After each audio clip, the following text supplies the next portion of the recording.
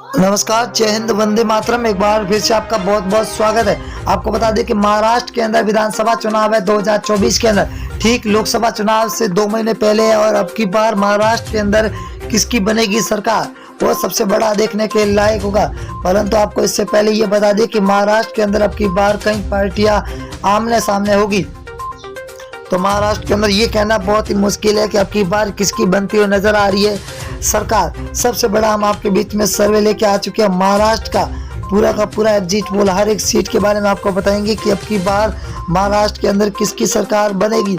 अगर देखा जाए तो लोकसभा चुनाव नजदीक है। लोकसभा चुनाव से पहले सभी राज्यों के चुनाव के ऊपर सभी पार्टियों की निगाह टिकी हुई है कि अब की बार कौन से राज्य में किसकी बनेगी सरकार। एक देखने के लायक होगा कि अब की बार महाराष्ट्र के अंदर किसकी बनती हुई नजर आ रही है सरकार। शिवसेना और शिंदे गुट के बीच में अगर कड़ी टक्कर देखने को मिलेगी तो बीजेपी और कांग्रेस भी अब की बार कड़ी टक्कर के साथ मैदान में उतर चुकी है।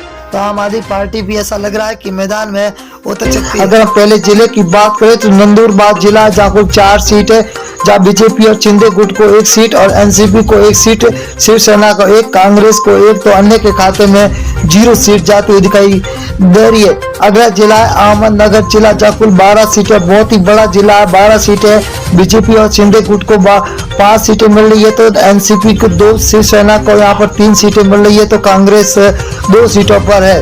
अगर बात करें हम बहुत ही बड़ी घोषणा की तो यहाँ पर है सांगली जिला।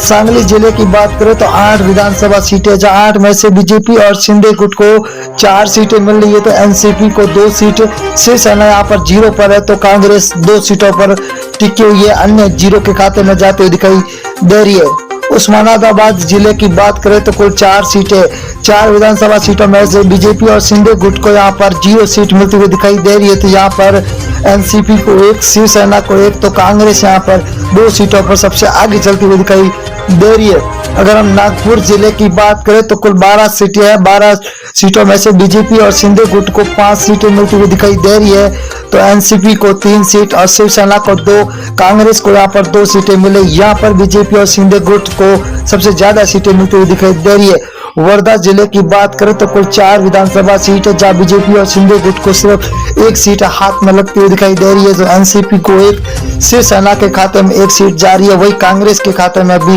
1 सीट जाती हुई दिखाई दे रही है। अगर हम मुंबई जिला की बात करें तो मुंबई के अंदर 26 विधानसभा सीट है, ये सबसे बड़ा जिला है, यहाँ पर सबसे ज्यादा सीट है 26 है, जहाँ बीजेपी और शिंदे गुट को 11 सीट मिल रही है, तो एनसीपी को 5, शिवसेना को 7, यहाँ पर कांग्रेस को 3 सीटों पर ही टिकना पड़ रहा है। अगर हम बात करें वाशिम जिला है का, जहाँ पर 3 विधानसभा सीट है, 3 में से बीजेपी और शिंदे गुट को 1 सीट, वही एनसीपी को 1, शिवसेना के खाते में 1 सीट जा रही है, तो कांग्रेस यहाँ पर 0 पर टिकी हुई है। अगले जिले की बात करें तो पुणे जिला है, जहाँ पर कुल 21 विधानसभा सीट है, बहुत ही बड़ा जिला है, जहाँ पर 21 विधानसभा है। बीजेपी और शिंदे गुट को 9 सीट मिल रही है, तो एनसीपी को 5, शिवसेना को 4, तो कांग्रेस यहाँ पर 3 सीटों पर टिकी हुई है, अन्य के खाते में 0 सीट मिलती हुई दिखाई दे रही है। सिंधुदुर्ग जिला है, जहाँ पर कुल 3 विधानसभा सीट है, 3 में से बीजेपी को और शिंदे गुट को 1 सीट मिल रही है, वही एनसीपी के खाते में 1, तो शिवसेना के खाते में 1 सीट जा रही है, वही कांग्रेस को 0 सीट पे यहाँ पर टिकना ही पड़ रहा है। अगली बात करें हम अकोला जिला है, अकोला के अंदर कुल 5 विधानसभा सीट है, 5 में से बीजेपी और शिंदे गुट को 2 सीट मिल रही है, तो एनसीपी को 1, वह शिवसेना के खाते में 1 जा रही है, तो कांग्रेस यहाँ पर 1 सीट पर टिकी हुई है, तो अन्य के खाते में 0 सीट जाती हुई दिखाई दे रही है। नांदेड़ जिला है, नांदेड़ के अंदर 9 विधानसभा सीट है, जहाँ बीजेपी और शिंदे गुट को 4 सीट मिल रही है, तो एनसीपी को 2, शिवसेना के खाते में 2 सीटें जा रही है, तो वही कांग्रेस यहाँ पर 1 सीट पर टिकी हुई है। बहुत ही बड़ा महा ओपिनियन पोल है अब की बार महाराष्ट्र का। रायगढ़ जिला है, कुल 7 सीटें है, 7 में से बीजेपी और शिंदे गुट को 3 सीट मिल रही है, तो वही एनसीपी को 2, शिवसेना के खाते में 1 सीट मिल रही है, तो यहाँ पर कांग्रेस को 1 सीट मिलती हुई दिखाई दे रही है। यहाँ पर अब की बार महाराष्ट्र के अंदर बीजेपी और शिंदे गुट का महागठबंधन है। और यहाँ पर नासिक जिला है, जहाँ पर 15 सीट है, बीजेपी और शिंदे गुट को 5 सीट, एनसीपी को 5 तो शिवसेना को 3, कांग्रेस के खाते में 2 सीटें जाती हुई दिखाई दे रही है। यहाँ पर अन्य जीरो पर टिका हुआ है। तो महाराष्ट्र की 288 सीटों का भयंकर सर्वे जारी हो चुका है, जहाँ पर कोल्हापुर जिला है जहाँ पर 10 विधानसभा सीट है। बीजेपी महागठबंधन में 4 सीटें, वही शिव महागठबंधन के अंदर 5 तो अन्य के खाते में 0 सीट जाती हुई दिखाई दे रही है। अगले जिले की बात करें तो रत्नागिरी जिला है जहाँ पर कुल 5 विधानसभा सीट है।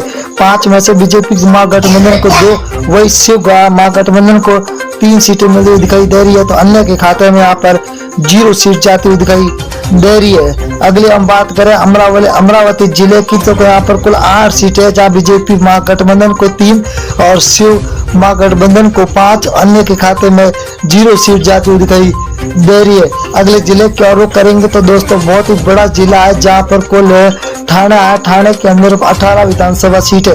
18 में से बीजेपी महागठबंधन को 9 तो शिव का महागठबंधन को 9 सीटें मिल रही है। यहाँ पर बीजेपी और शिव दोनों महागठबंधन को बराबर 9 की सीटें मिलती हुई दिखाई दे रही है। अगर हम सोलापुर की बात करें तो सोलापुर के अंदर 11 विधानसभा है। 11 के अंदर बीजेपी महागठबंधन को 6 तो शिव महागठबंधन के अंदर 5 सीट मिल रही है। तो अन्य के खाते में यहाँ पर 0 सीट जाती हुई दिखाई दे रही है। बहुत ही बड़ा सर्वे जारी हो चुका। सतारा जिले की बात करें तो सतारा के अंदर विधानसभा सीटें 8 है।